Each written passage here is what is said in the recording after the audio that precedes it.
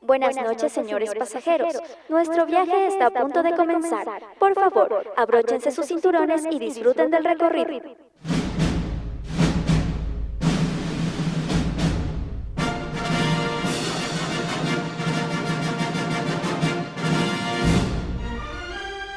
¡Está vivo! ¡Está vivo! ¡Sí! ¡Sí! ¡Está vivo! ¡Está vivo! ¡Está vivo! To be or not to be? That is the question. Whether 'tis nobler in the mind to suffer the slings and arrows of outrageous fortune, or to take arms against a sea. Hoy vamos a hablar de Konstantin Stanislavski, quien nació en Moscú en 1863. El comienzo de su vida profesional se remonta a 1888, cuando fundó la Sociedad de Arte y Literatura. ¡Feliz Navidad, inmundo animal! ¡Y feliz Año Nuevo! Una radionovela de amor y aventuras.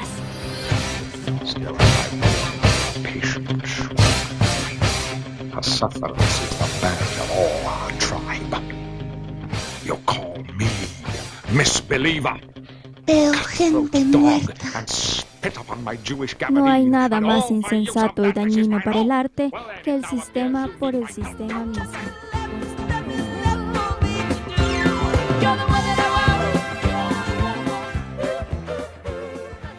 Ruta Caleidoscopio. Otra forma de ver el mundo. Hasta la vista, baby.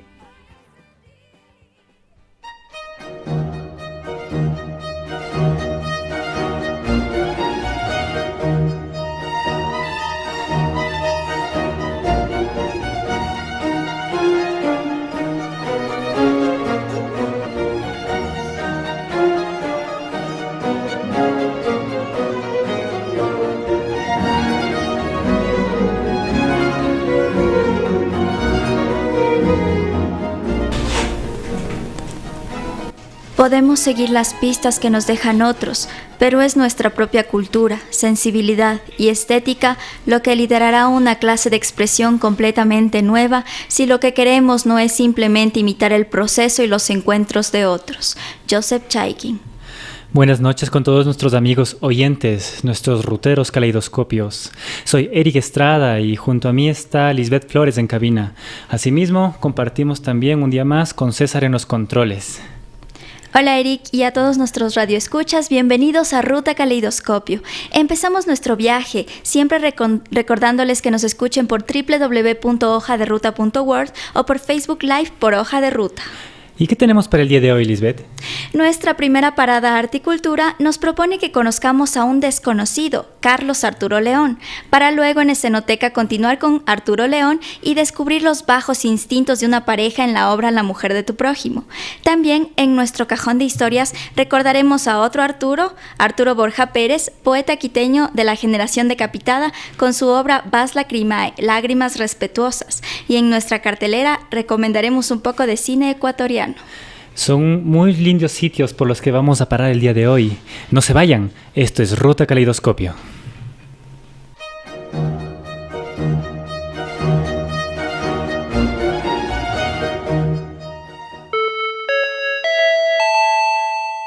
Señores pasajeros, bajo sus asientos podrán encontrar unos folletos que los guiarán en la visita. Primera parada, Arte y Cultura. No encuentro el mío. Toma uno, a mí me dieron 2. 2. Bueno, gracias.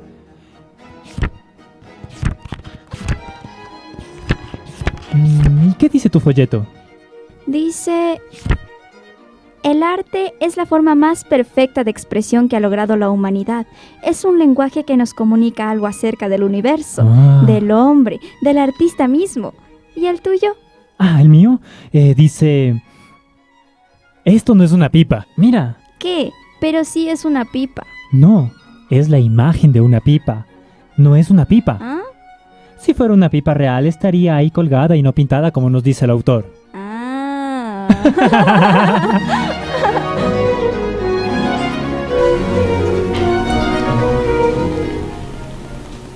El hogar es un vergel lleno de encanto, pero hay que saberlo apreciar, y para no perderlo deben los esposos mutuamente regarlo con los dulces manantiales del amor, sin permitir imprudentemente que personas extrañas se embriaguen con los perfumes de sus rosales. Palabras de Carlos Arturo León.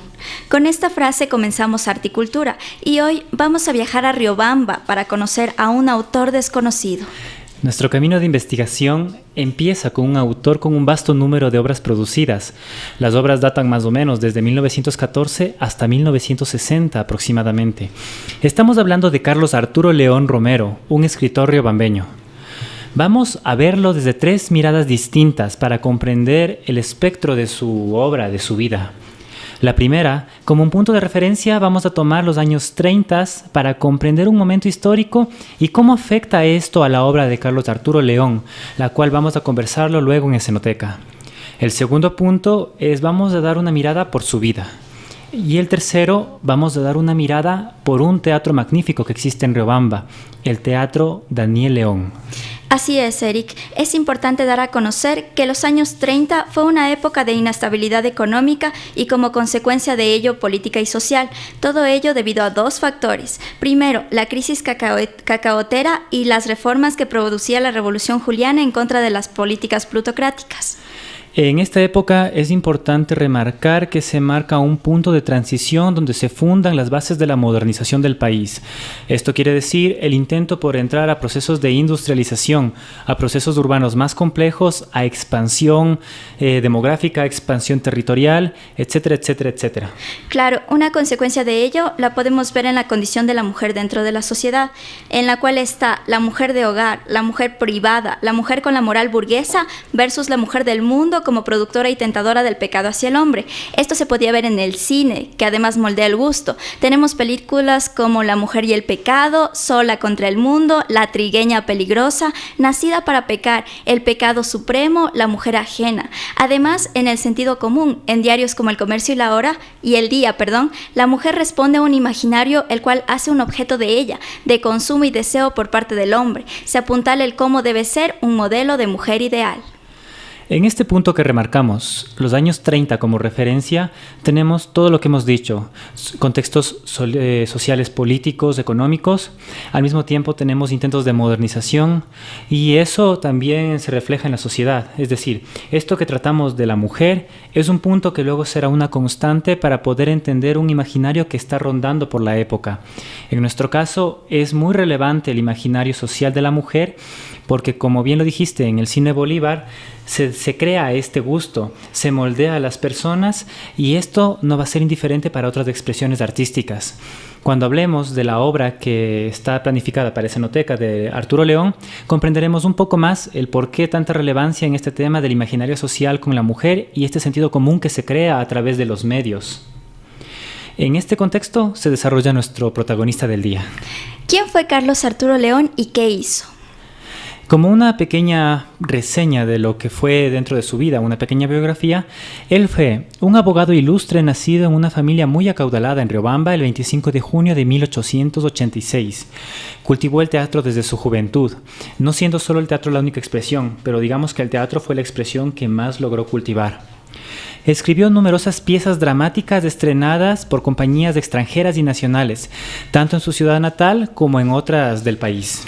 Tuvo una ideología en extremo conservadora, moral aristocrática, religiosidad, era muy acaudalado, tenía acceso a la educación y a las artes como expresión elitista, como la poesía, por ejemplo. Un punto importante también para conocer de las influencias de Arturo León constituye su padre, Daniel León Nájera, que fue médico de profesión con el cual construyeron el Teatro Daniel León en el centro histórico de Riobamba. Este acontecimiento connota la relevancia que tenía la producción teatral en Arturo León y en su padre, ya que este teatro se constituye como un referente en lo que existe de aquella ciudad, un referente cultural. Asimismo, otro punto importante que nos permite comprender a Carlos Arturo León es su hijo Daniel León Borja, quien fue alcalde de Riobamba y se constituyó como parte del legado de su padre en la difusión de su obra. Y también como dato interesante podemos decir que el hijo de Carlos Arturo León, Daniel León Borja, está nombrado en una calle de Riobamba, en una de las calles principales que lleva hacia el centro. Ahora vamos a hablar un poco de su obra artística de Carlos Arturo León. Podemos decir que la mayor parte de lo que él escribe son obras costumbristas. Las obras de Carlos Arturo León tienen un gran cuerpo, son un gran cuerpo al cual categorizamos en 3 momentos. Primero, la poesía y la declamación hasta 1912. Esto era cuando estaba en el colegio y en la universidad. 2, la dramaturgia y poesía desde 1912 hasta 1930. Y 3, la literatura a partir de 1940 hasta su muerte en 1968. De todo lo que conlleva su obra, consta más de 20 trabajos entre todos juntos, incluyendo compilaciones, antologías, publicaciones solas, publicaciones en grupos, folletos, pequeños escritos, es decir, una vasta obra. La primera, vamos a dar una pequeña repasada por toda su obra, pero no tanto por toda su obra, sino digamos por un fragmento de su obra que le consideramos más relevante, que podría incluso decirnos un poquito del autor. La primera obra que tenemos fue escrita en 1908, se llama Mi padre, y fue una obra netamente de poesía, cuando él estaba en la época del colegio. Esta obra es un folleto corto de versos declamados, donde se junta el padre, el doctor Daniel León, y el hijo, Carlos Arturo León, para la inauguración del servicio público de agua potable.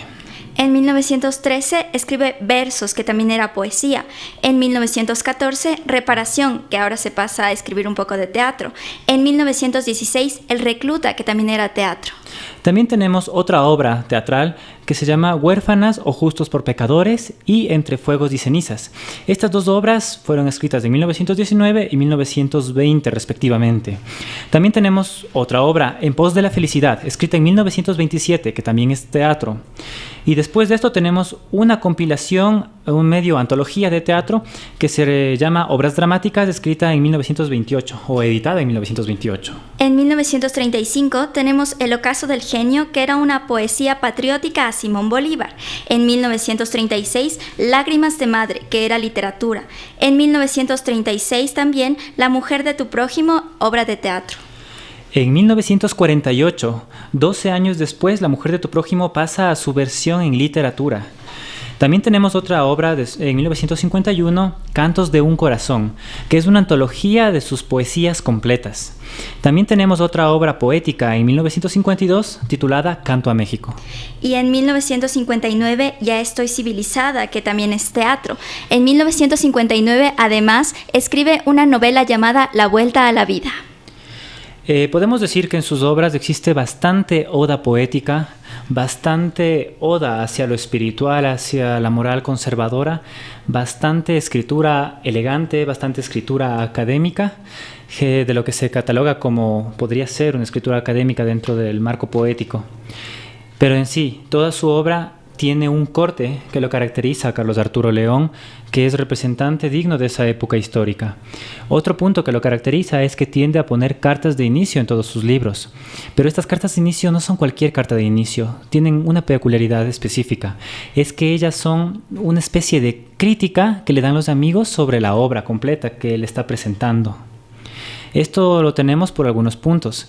El primero puede ser porque sus obras tienen un aire de autopublicación, ya que las cartas que envía son cartas solicitadas hacia quienes pide que critiquen un poco su obra.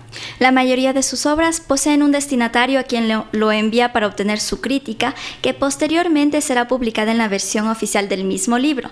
Los más icónicos a quienes ha pedido su crítica que encontramos son Isaac Barrera y Jacinto Gijón y Camaño. Además, pone las compañías que estrenaron la obra y todos los datos de la misma en el libreto.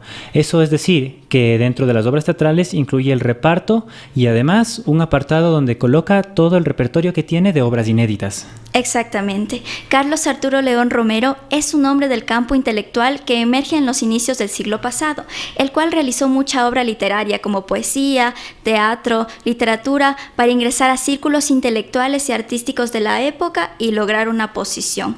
Pero en nuestra reflexión no lo logró, siendo ahora un desconocido. Y este desconocido apuntaló de alguna forma las bases del Teatro Nacional o lo que se quiere estudiar acerca de qué es qué constituye el Teatro Nacional. Arturo León se muestra como un exponente más que aporta a este acervo teatral.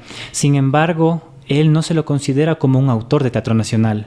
Dentro de antologías teatrales su nombre no aparece, más que pequeños resquicios. Es decir, es un autor que está perdido en el tiempo, y en todo lo que dejó. Como tercer punto, vamos a hablar la historia del Teatro Daniel León, que es el teatro que construyó su padre en la ciudad de Riobamba, en el casco colonial. Como ya se mencionó, para Daniel León y Arturo León, el teatro constituye un punto relevante en su vida. Y este punto relevante, al ser un espacio físico para la ciudad, constituye un hito para el centro histórico de Riobamba. Vamos a repasar algunos datos brevemente sobre el teatro. El Teatro Daniel León tarda aproximadamente 10 años en construirse y el 27 de abril de 1929 se inaugura. El Teatro León tuvo una época dorada. Esta época dorada fue cuando se estrenó como teatro. Se utiliza tanto para hacer teatro, pero lo que más predomina es el cine. Se presentaron compañías nacionales y extranjeras. La principal compañía nacional que se presentó fue la Compañía Dramática Nacional. Esta compañía tenía como grandes actores en esa época de Marina Moncayo, Marco Barahona, Telmo Vázquez, María Gosenbach e Inés Yepes, por decirlo solo unos cuantos. También se presenta la Compañía Gómez Albán años después. Se realizan reuniones políticas, que en esa época también fue aprovechado por el doctor Velasco Ibarra, expresidente, en 1953. Y aparte se da la elección de la reina de Riobamba en 1970. Pero también tuvo una época de decadencia, ahorita está en decadencia. Se realizan locales comerciales y un cine para adultos en los años 90. Se plantean proyectos de rehabilitación, los cuales resultan fallidos y hasta la fecha el teatro está en proceso de rehabilitación. Por cierto, en una noticia salió que este febrero del 2020 iba a ser de nuevo abierto el Teatro Daniel León. Sería muy bueno para el acervo cultural de la ciudad de Riobamba.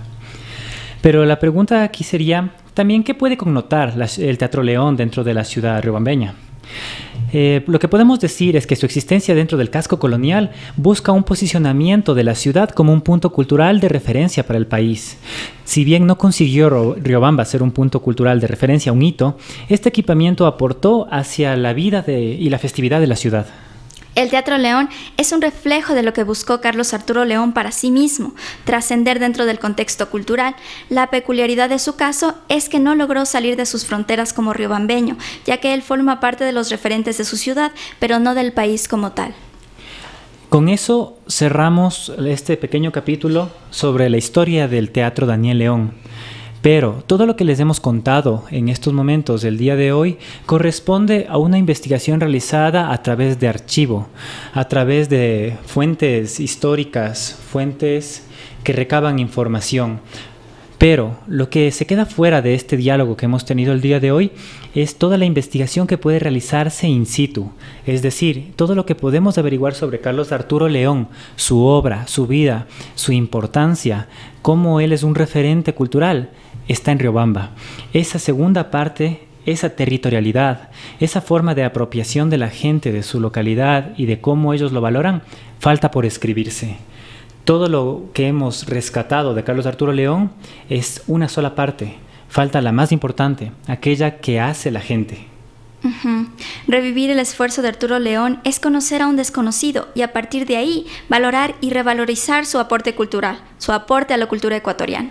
Amigos oyentes, les recomendamos que accedan a su obra y conozcan un poco más de este autor ecuatoriano en la biblioteca del Museo Nacional. Hasta aquí el tema de hoy.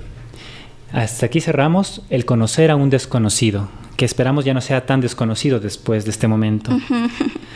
Para continuar les dejamos con el tema La Lola, del grupo mexicano Café Quijano. No es mexicano, es español. Es español, lo siento. El grupo español Café Quijano. Y hablando de Arturo León, Carlos Arturo León, este grupo de intérpretes que además está conformado por 3 hermanos que se origina en la ciudad de León, en España. No se despeguen de nuestro programa porque se viene Escenoteca.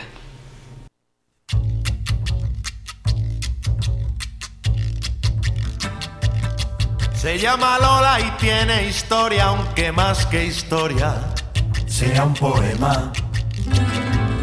Su vida entera pasó buscando noches de gloria, como alma en pena.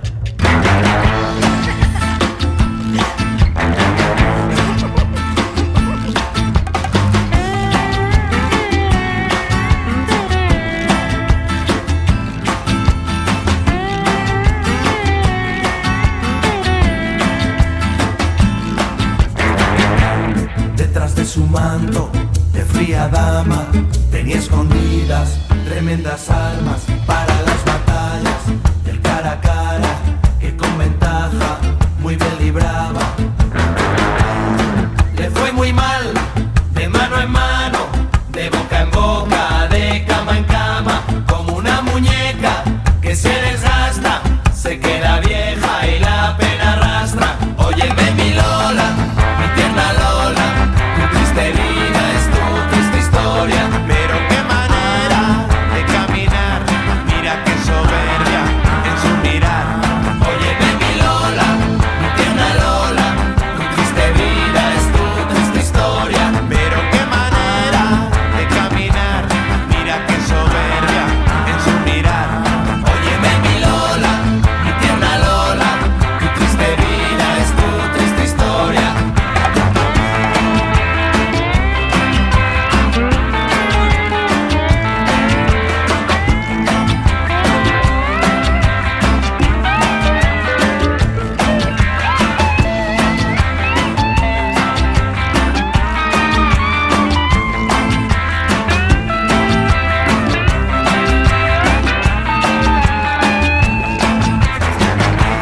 Fue mujer serena hasta en el instante de entregarse presta a sus amantes. Es tiempo de llanto, es tiempo de duda, de nostalgia y de su locura. Tienes el consuelo de saberte llena de cariño limpio y amor sincero, porque nadie supo robar de tus besos eso que te sobra y que nadie añora. Óyeme mi Lola, mi tierna Lola, tu triste vida es tu triste historia. Pero qué manera de caminar, mira qué soberbia en su mirar. Óyeme mi Lola, mi tierna Lola, tu triste vida es tu triste historia. Pero qué manera de caminar, mira qué soberbia en su mirar. Óyeme mi Lola, mi tierna Lola, tu triste vida es tu triste historia. Es el tiempo de la arruga que no perdona, es el tiempo de la fruta y la pintura.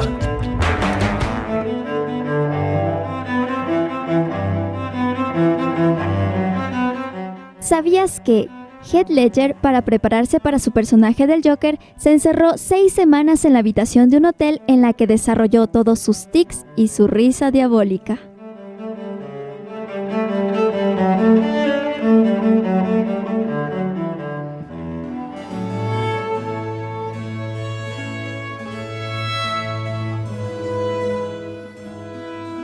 Y yo que me la llevé al río creyendo que era mozuela, pero tenía marido. Oye, oye, oye. ¿Qué pasa? Fue la noche de Santiago, casi por Mira, compromisos. es García Lorca. ¡Guau! Oye, ¿y ese de allá? Es Marlon Brando. ¡Es Marlon Brando! ¡Sí! ¡El padrino!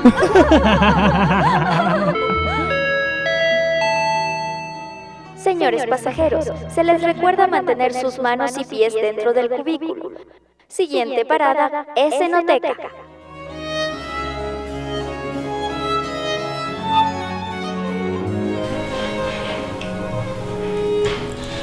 Esta obra que se viene es dedicada a todos los esposos que quieran conservar encendida la antorcha de la felicidad conyugal.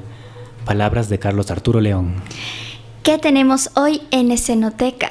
En nuestra segunda parada tenemos un viaje a través de las pasiones prohibidas y la muerte, a través de una obra dramática o una obra teatral denominada La mujer de tu prójimo. Vamos a contar datos generales, por favor, Lisbeth. La obra dramática La mujer de tu prójimo, escrita aproximadamente en 1934 por Carlos Arturo León y autopublicada en 1936, narra la historia de Miguel, un joven hacendado conservador e ilustrado que festeja la alegría de un matrimonio pulcro y santificado junto a Teresa. Miguel anhela tener un hijo sin conseguirlo. Poco tiempo después, llega de viaje un amigo de la infancia de Miguel, llamado Roberto, el cual es acogido en el hogar de Miguel y Teresa, su esposa. Siendo médico de profesión, manifiesta su deseo por ayudar a la pareja en su problema, resultando como esto el embarazo de Teresa. El hijo que nace de Teresa resulta ser de Roberto, el cual manifiesta el deseo de ya no esconder el amor que vive junto a la madre de su hijo. La única persona que pudo sospechar y desenredar la treta de ambos amantes fue Camilo, otro viejo amigo y empleado del trabajo de Miguel, el cual, por el amor y celos que posee también por Teresa, los chantajea. Teresa cambia la jugada en contra de él mismo, indisponiéndolo con Miguel y ocultando su pecado. Camilo arma una trampa para atrapar a los amantes en el acto impuro, para el cual lleva a Miguel como testigo de primera mano. Miguel, al verse traicionado, decide matar a Camilo por la falta de inmediatez en su noticia sobre los amantes, y a ellos decide desterrarlos. Punto final. Vaya, qué interesante. Vamos a pensar un poco respecto a este tema que nos propone la obra dramática La mujer de tu prójimo. Este tema es... No desearás a la mujer de tu prójimo. Como bien lo dice el mandamiento. La primera lectura que tenemos para comprender y abordar esta obra es: ¿cuál es el mundo que habitan los personajes? Miguel, por una parte, es parte de una herencia terrateniente, el cual se va a educar en Francia. En eso vemos en él una idea de cómo es la sociedad ilustrada, la sociedad industrial, esta sociedad que está modernizando, que está cambiando el mundo, que cambia el conocimiento, que trae luces, está en el post del desarrollo. Miguel es un referente de esa sociedad ilustrada. A pesar de sus tendencias que tiene hacia ese modernismo que viene de Francia, mantiene un arraigo firmemente sobre su moral de procedencia. El conflicto de Miguel estalla al encontrarse con la pasión desenfrenada de su mejor amigo, deshonrándolo y pasando por alto toda norma moral. Lo mismo recae en su esposa, la cual no puede cumplir su voto de fidelidad. Otro punto importante para leer esta obra es que el cura mediador entre el problema de Miguel y Teresa forma parte de un referente de reflexión, un referente de calma, un referente de paz. Es decir, el cura es el punto que resuelve todo, la religión. En esta obra se habla sobre la sociedad de la apariencia. Miguel y Roberto tienen el conflicto entre su pasión y su honor. La mujer se constituye un objeto de los hombres, ya sea de cuidado o de abuso. Ella no puede tomar sus decisiones, ya que solo llora en la obra, lo que muestra un grado de alienación a la estructura social. No existe la posibilidad del honor fuera del matrimonio, ya que ello sería deshonroso para la mujer. La mujer ocupa el rol del pecado. Es odiada por Miguel, por su lascivia, y es usada y despreciada por Roberto. En este punto, anclándonos con lo anterior, tenemos un diálogo que debería desarrollarse acerca del honor. ¿Qué constituye? ¿Qué es el honor? Pero recordando que el honor muestra un posicionamiento social y un posicionamiento político distinto al honor que lo tenemos como definición del diccionario, porque este honor es parte de una mentalidad que domina a estas ciudades campo, que ya no se sabe qué son ciudades o campo porque se están modernizando, que se gestan en este país. Lo decimos así porque dentro de una connotación pequeñita es que la nota del autor dice que esta obra sucede dentro de una ciudad del país, cualquier ciudad, haciendo alusión a una ciudad que está en un proceso de modernización. Tanto puede ser Quito, puede ser Cuenca, puede ser Guayaquil, o incluso puede ser el deseo hacia donde quiere que camine Riobamba, porque es una ciudad que pasa de lo agrícola hacia esta connotación urbana, hacia esta expansión. Por lo cual, la palabra honor, lo que significa honor dentro de esta moral que utilizamos, esta moral de 1930, es muy distinto al honor que utiliza Miguel de Cervantes cuando habla con el Quijote, o el honor que se utiliza en el medioevo. Así que tenemos que diferenciar esos honores que pueden existir dentro de la época histórica y específicamente del cual estamos hablando, 1930s. Claro. La segunda lectura que nos propone esta obra es analizarla dentro de un mensaje estético, es decir, como un producto artístico, como una obra artística. ¿Qué mensaje da hacia los que la consumen? Podemos decir que dentro de este mensaje vamos a dejar que hablen los implicados. Y el principal implicado de esto es Miguel. Miguel. Así que vamos a revivirlo por un instante. Desde que nació este niño, Me parece que el sol brilla con más esplendor, que las flores tienen más perfume, que las aves cantan con más melodía, que tú eres más bella, más seductora. Y me siento con más brillos para trabajar. Quiero ser millonario. Mira, Teresita, mira cómo se ríe. A ver, Pimpollito de rosa, ¿qué va usted a hacer cuando sea grande? A ver. ¡Qué mirada tan inteligente! Lo educaremos en Europa. Yo no quiero que sea abogado, ni médico, ni militar. Tiene que ser ingeniero como su padre. Este es el texto de Miguel. Tiene que ser ingeniero como su padre. Bueno, se constituye como un vehículo para la conservación del status quo a través, primero, de la moral, la sociedad de la apariencia; segundo, de la religión, la conservación del hogar católico; tercero, mantiene el status quo a través de la política. ¿Por qué? Porque estamos hablando de un libertinaje europeo. Recuerden que los ilustrados franceses no solo vienen con conocimiento, también vienen con ideas de liberación en todo sentido. Así que ese libertinaje europeo roza contra este conservadurismo que vivimos acá, de los terratenientes del campo. Cuarto, la estética. Se posiciona el arte como degustación elitista, es decir, como un consumo y producción de contemplación y goce por las clases económicamente dominantes. En este caso, Teresa es la que toca el piano, pinta. Ir al Teatro Sucre como medio de divertimento, teatro como símbolo de alta cultura. Por eso su obra es escrita en lenguaje elegante, no coloquial. Y otro punto muy importante sobre esta obra artística es cómo posiciona a la mujer. Aquí sí, retomando el tema que lo habíamos dejado colgado un poco más arriba en Articultura. En este caso, y una vez más, como ya es casi nuestra pequeña costumbre, la mujer siempre pierde. Pero en este preciso caso de la mujer de tu prójimo, ella pierde a pesar de que busca su destino. Esto es porque la víctima es Teresa, la esposa de Miguel. Ella quiere defender su decisión de abandonar el hogar e irse a vivir con Roberto, el padre de su hijo. Pero Roberto es el que le juega mal. Roberto se muestra como una víctima del deshonor que derramó en su amigo y derramó en él mismo. Es decir, Teresa termina siendo la mujer culpable, la mujer pecadora, pecaminosa, y el hombre queda absuelto por quizás una redención de ese honor.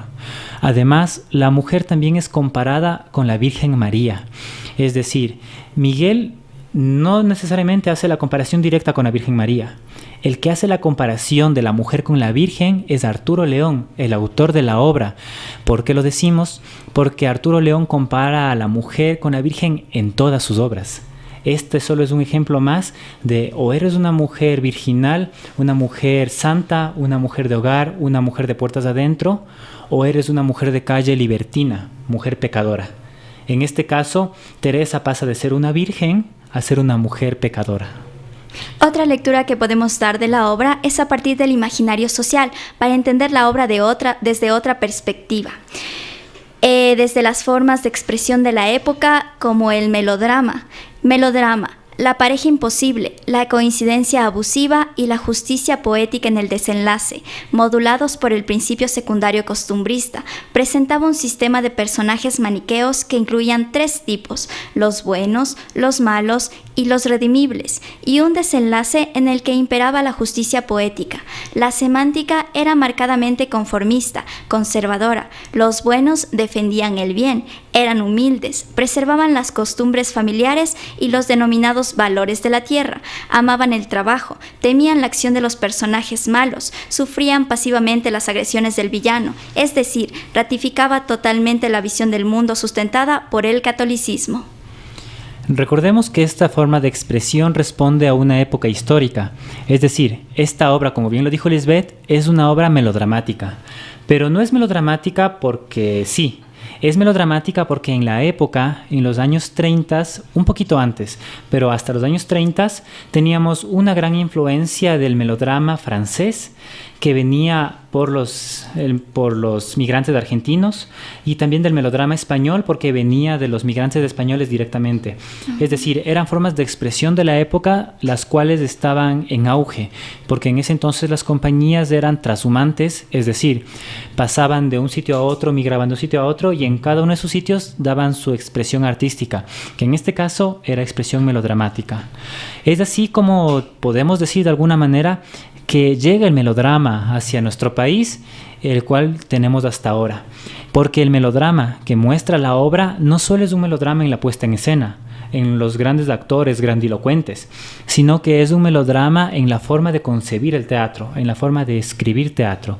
Es por eso que la historia que contamos de la mujer de tu prójimo puede ser muy allegada con las historias de las telenovelas mexicanas que consumimos hasta ahora, porque mantiene esas pasiones exacerbadas, esos conflictos de muerte, esos grandes celos, esas grandes venganzas. Pero en este caso, esa gran pasión melodramática está puesta sobre un papel, sobre una obra de teatro. Con todo esto podemos decir que llegamos a un punto final en La mujer de tu prójimo. ¿Qué opinas con lo que has escuchado? Hasta aquí Escenoteca. Ahora vamos con otra canción de Café Quijano, No tienes corazón. Quédense con nosotros y abramos nuestro cajón de historias.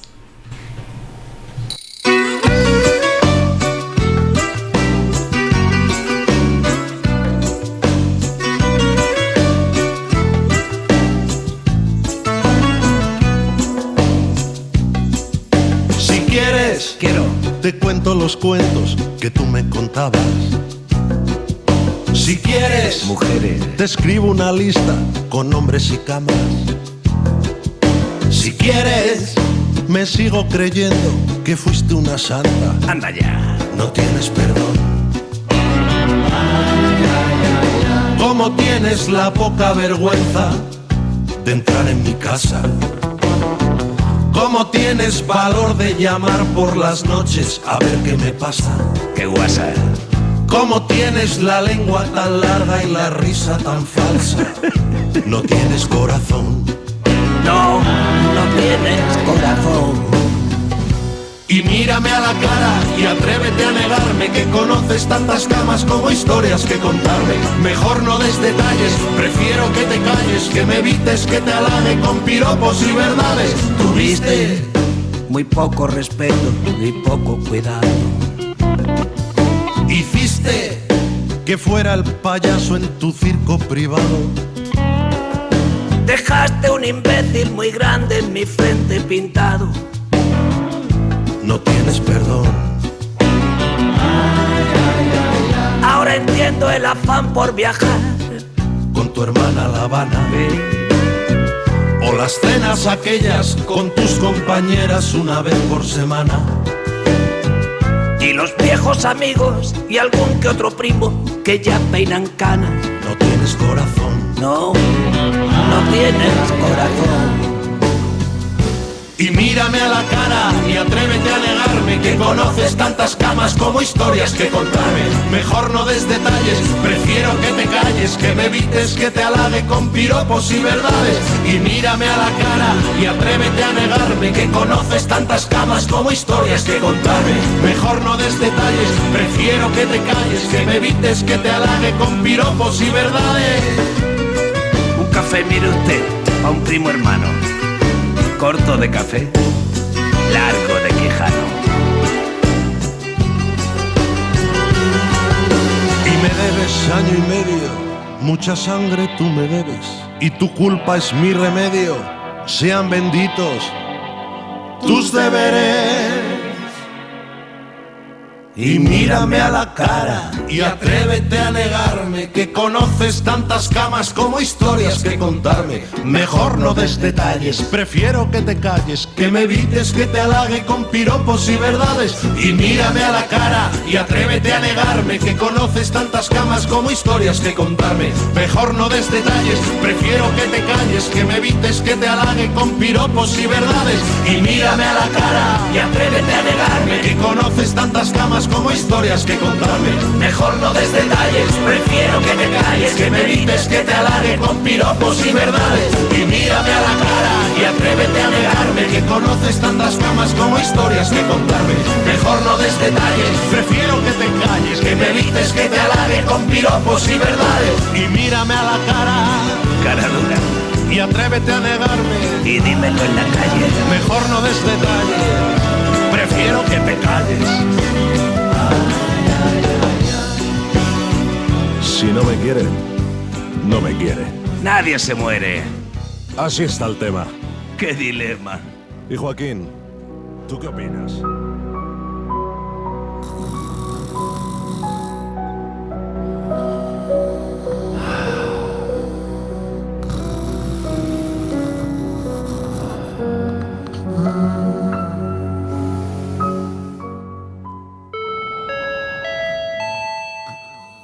Señores pasajeros, les sugerimos ponerse cómodos en sus cubículos, cerrar los ojos y sentir. Siguiente parada, cajón de historias. La la la, la la la, la la la.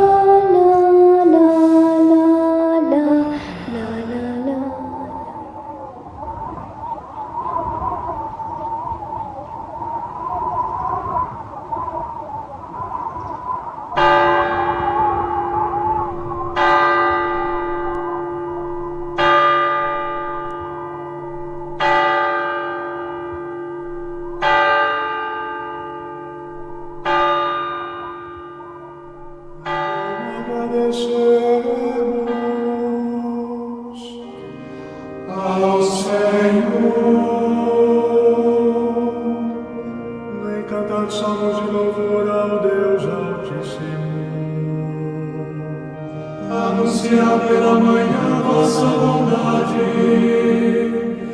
e o vosso amor fiel a noite inteira. Com sonoridade das cordas e da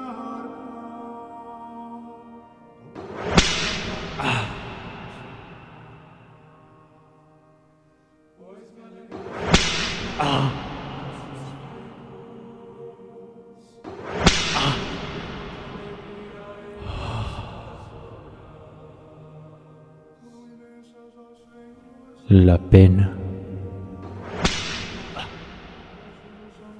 la melancolía, la tarde siniestra y sombría, la lluvia implacable y sin fin.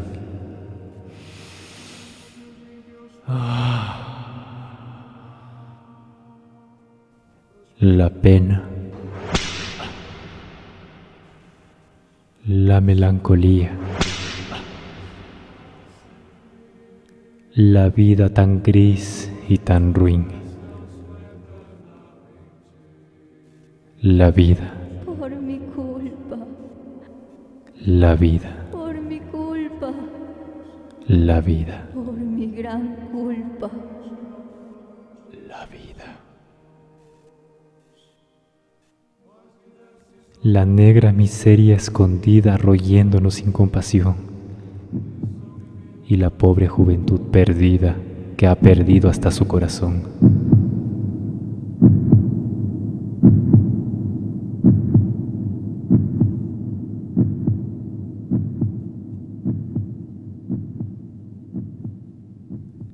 ¿Por qué tengo, Señor, esta pena, siendo tan joven como soy?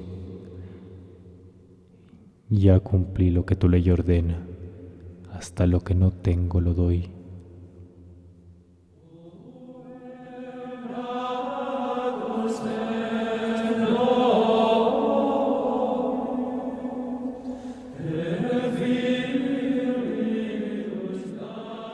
Vas Lacrimae, un poema de Arturo Borja Pérez, realizado por Lisbeth Flores y Eric Estrada. Ruta Caleidoscopio 2020.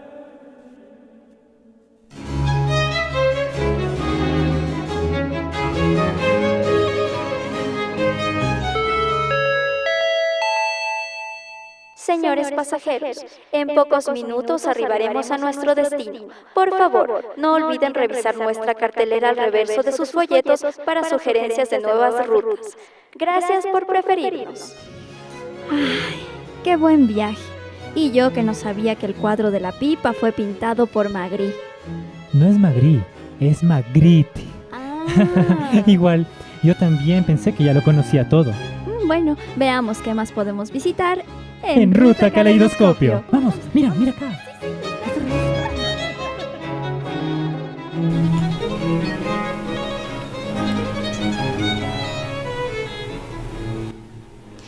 La vida, la vida, la vida. La vida de los Arturos de la noche de hoy. Hoy en nuestra cartelera tenemos una recomendación de una película ecuatoriana, Más allá del Mall, del año 2010, dirigida por Miguel Alvear.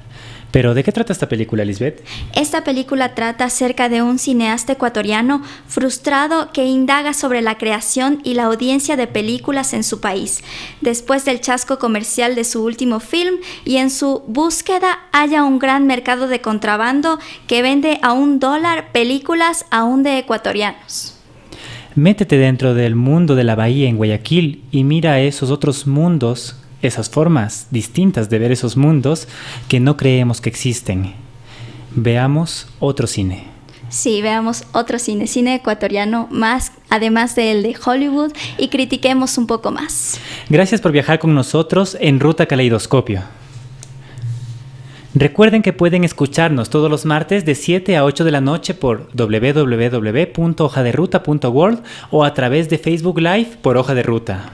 Acompáñanos la próxima semana para descubrir otras formas de ver el mundo.